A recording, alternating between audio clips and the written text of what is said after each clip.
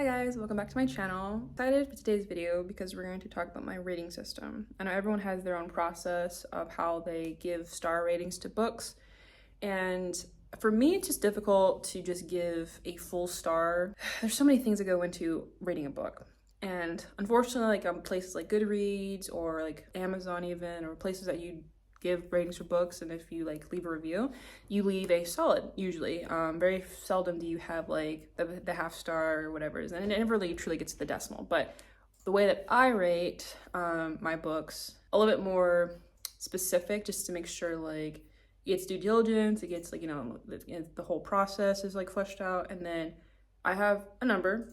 It's very rarely like a whole number. And then naturally, when I go to Goodreads or Amazon, I want to give the rating, depending on where it falls in like that point, whatever. If it's below 0.5, then it'll go down. If it's higher than 0.5, it might go up. So I'll round it to the nearest whole star, I guess. Those purposes, and you know, those will be the whole, but for my documenting, it is to the decimal. Sometime, you know, and if it goes to like 1,000, then I'll just round up the 100th part. But anyway, so the way that I rate my books differs between the type of genre. And so it means my nonfictions are not rated the same way my fictions are, and it's not rated the same way the books I read that like are erotica or anything that's like all smut, no plot.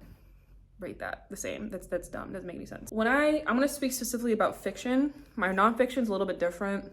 Specifically with this type of rating, it's for physical or ebooks. Audiobooks are a little bit different because now I have an added element of the casting and how that's done. Honestly, the make or break of a book is the right casting. So that's a whole different element category.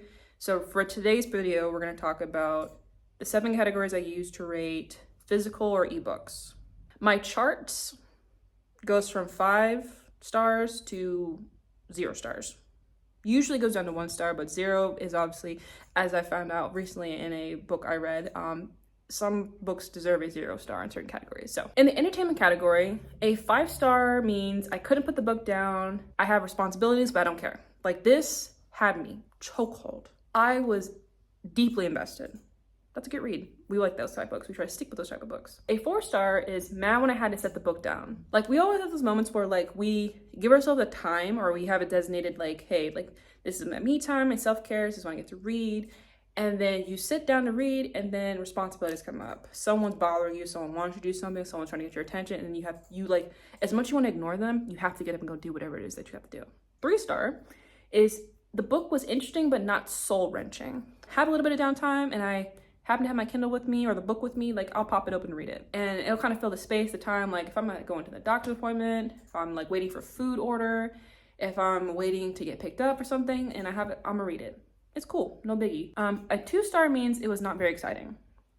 A 1 star means it did not keep my attention and it was dragging. Those are the books, 100% DNF, not even negotiable. There are too many books in this world to just drag along for it to not even keep your attention and it to be slow paced and jagged. Now, slow paced is not the same as slow burn.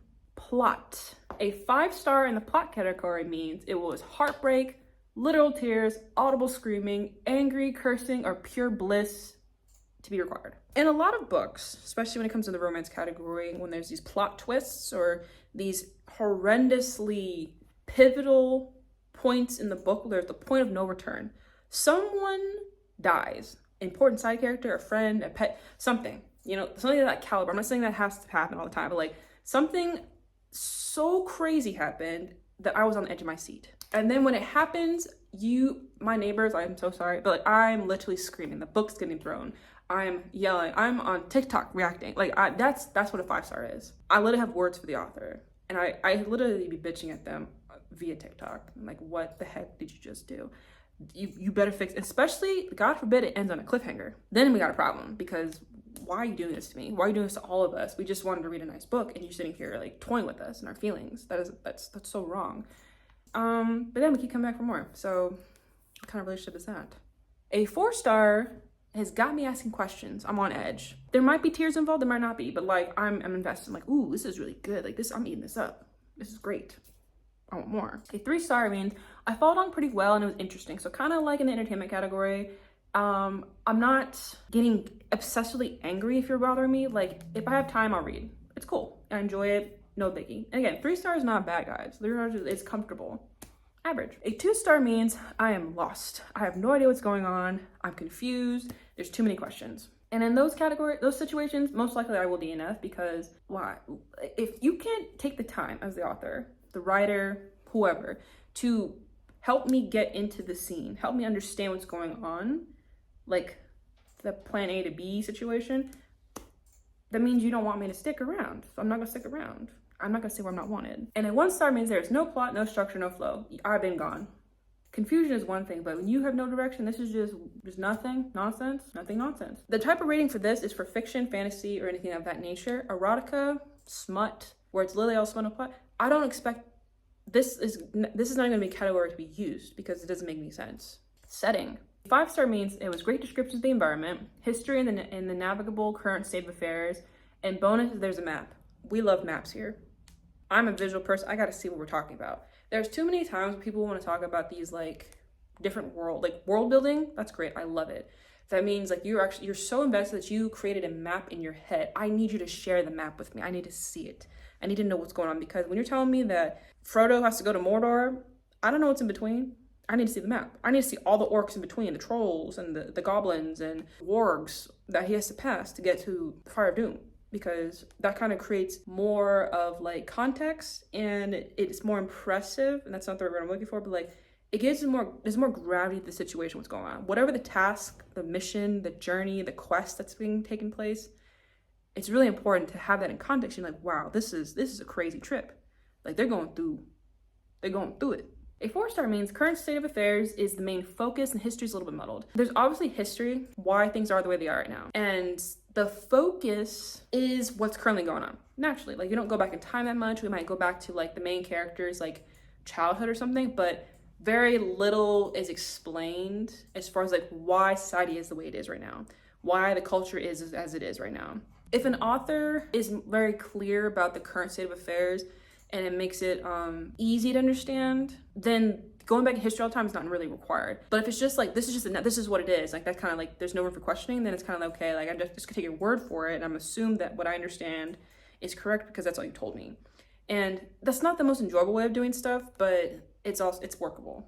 It's not the worst thing. A 3-star is a description of history and environment is vague, but the reader can follow. Similar to a 4-star, but obviously less information. So if you're just telling me this is just what it is, take my word for it, as an author, I'm gonna do it. But you know, obviously I'd be a little more invested if you were a little more invested to kind of keep me around. But if I like it enough, I'll stick around. A 2-star is lost, no idea what's going on, and then 1 is completely lost. Like if I don't know which way's up, you're telling me geographically, like we have to go through the mountains, we have to go through this river, we have to go to the sea, and I don't even know what direction we're facing, then no, that's a low rating. 1 is being generous at that point. Execution. A 5-star is a beautiful masterpiece, possibly leading to a book hangover, a favorite. I have a love-hate relationship with book hangovers. Oh my gosh. Some books and series are so good and so heart-wrenching and so emotionally invested. Once it's done, what more can you possibly do?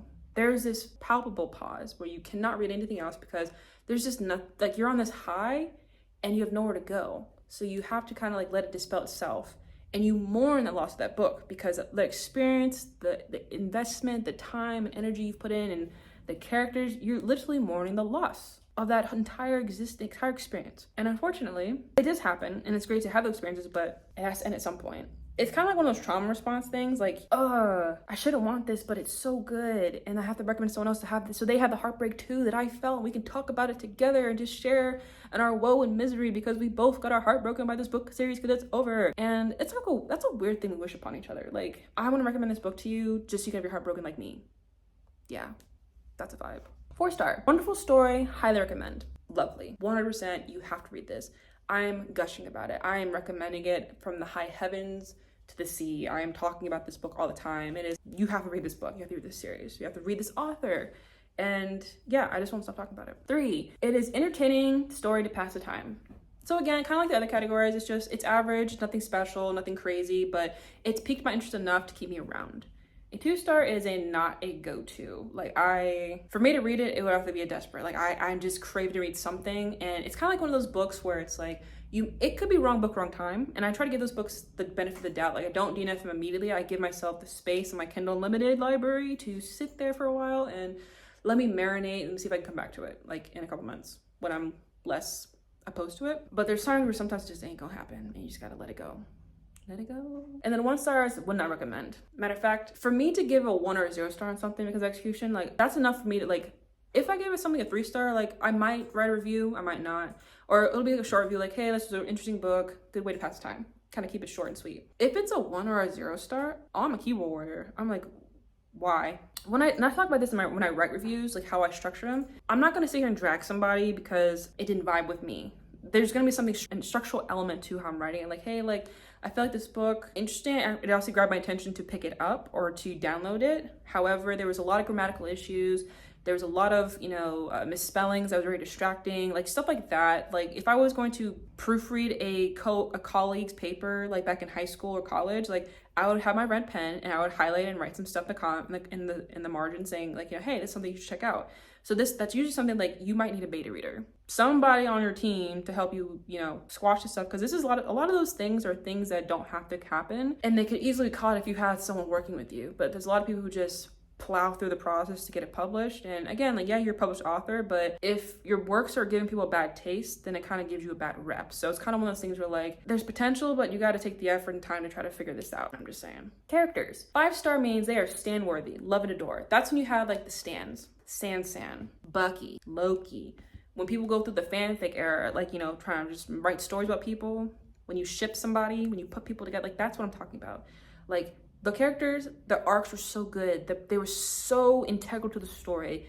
It would have been a crime for them to be not present. And God forbid the author kills them off. Like, oh my gosh, the horror, the comments, the reviews that the author had to go through, which is like the heartbreak. It's too much. Can't do that. But 5 stars if they are stand worthy. 4 is they might have developed a slight obsession.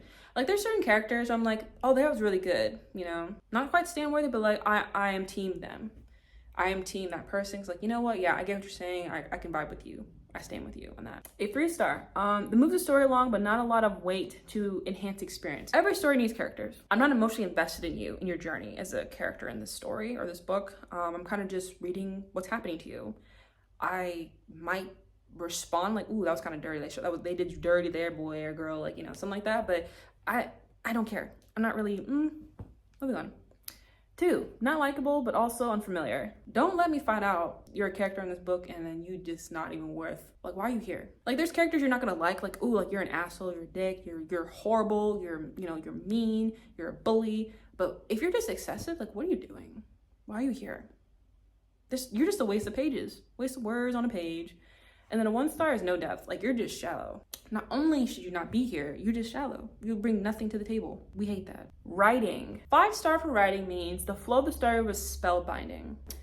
There are this is probably my harshest category, writing. Very few people, authors, works, get a 5 star in this category. It's very difficult, ironically so. And I think it's becoming more I've seen it being more difficult in the recent years I've been reading because I'm reading, and again, let me rephrase this. I'm not bashing anyone in the indie industry, but because you don't have 18,000 people looking through your book, natural things are gonna slip. So a lot of the things I'm seeing that would keep a book from being a 5 star are small things that would have been caught in a proofing process. And unless you have like a deep team to help you catch things with a different perspective, like, and it can't just be one person, like it has to be like a team looking at your works, sensitivity reading, grammatical structure, all that stuff that goes into, I've never written a book, so clearly I don't know what I'm talking about, but like those different things that would, make the reading experience seamless comes with an investment of a team that actually helps you catch those things. And I think it's more common when you have a bigger publishing house backing you because obviously they're invested, so it needs to be good. Otherwise, makes them look bad. A 4 star is a great flow and diction may have a few moments of pause. Those moments of pause are usually when I'm reading a line and it doesn't go very smoothly. God forbid I'm reading out loud. I hate reading out loud, but I do it when I'm in the car and I'm like, with someone and I'm trying to keep them engaged. Because if I read by myself, like I can just zone out and then they might zone out and we might be on the side of the road. So I read out loud to kind of keep us both company. And if I'm reading, even though I'm bad at it, when I'm reading and the words don't come out smooth, whether it's not like it's an alliteration thing either. It's just like, it's a tongue twister. It doesn't come out smooth. It's not something that I would naturally say or anyone would naturally say because the words don't match up. Then that's kind of a moment of pause.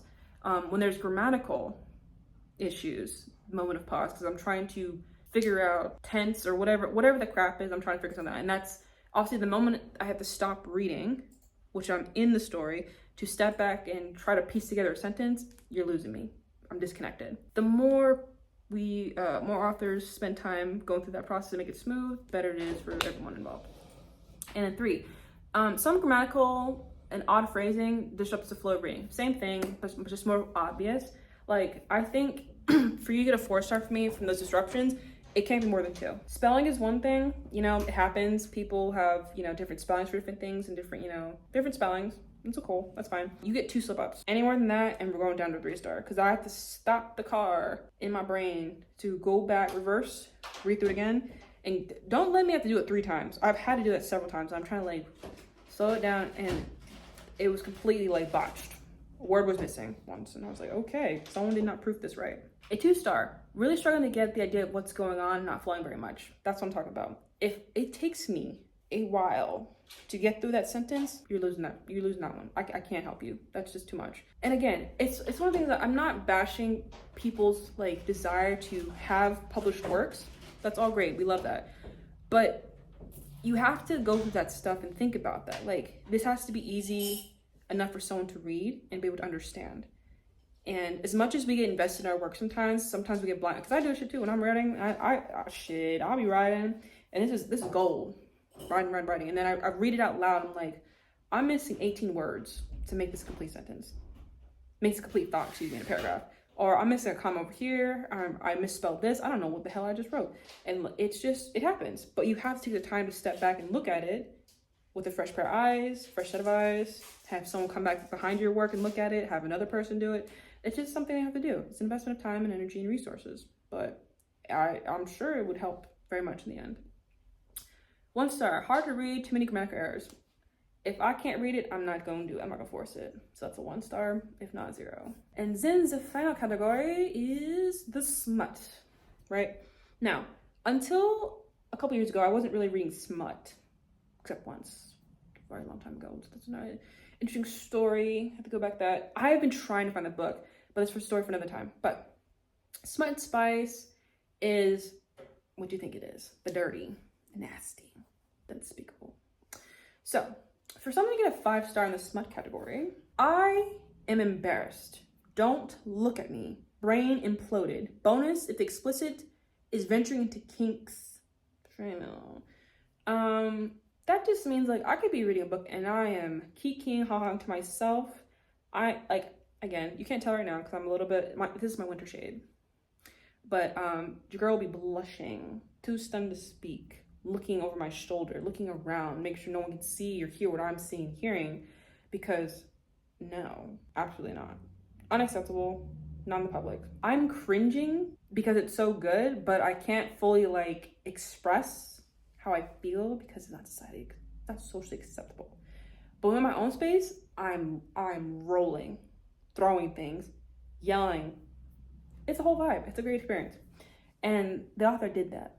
She did that. A 4-star, chef's kiss and hits the spot. It is this is good. Keep it coming. It's really good. It's really it's not just overdone, explanation for page and pages. It is detailed. It is precise. It's using the right words too. I cannot tell you how cringe and how quickly you come out of a smut scene when the wrong word for certain things is being used. And then you're like, this is ick now. I can't read this. 3-star. Nice build up and foreplay, but not as expected or satisfying. Don't let me find out we have this slow burn, tension building, and then all of a sudden just anticlimactic. Don't do that. Don't do that. Do not do that. That's the quickest way to just lose somebody. I waited this whole time. I was invested. I was trying to give you a chance and you blew it. Done. 2-star. Too long of a slow burn, fade to black. Don't let it be a fade to black. See, here's the thing. With the exception of Christian romances that I used to read, fade to black was unacceptable. Historical Christian romances naturally are not going to talk about the smut business. They're not going to do that. And I get that. That's fine. It was the appeal was going back to Pride and Prejudice 2005 with Keira Knightley, and Mr. Darcy does the hand that's that feeling, and that's sexy. That's so nice. Oh my gosh, like you cannot tell me that was not written very well. Like if that's the response, I dig it. I can dig it. That's good. That's fine with me.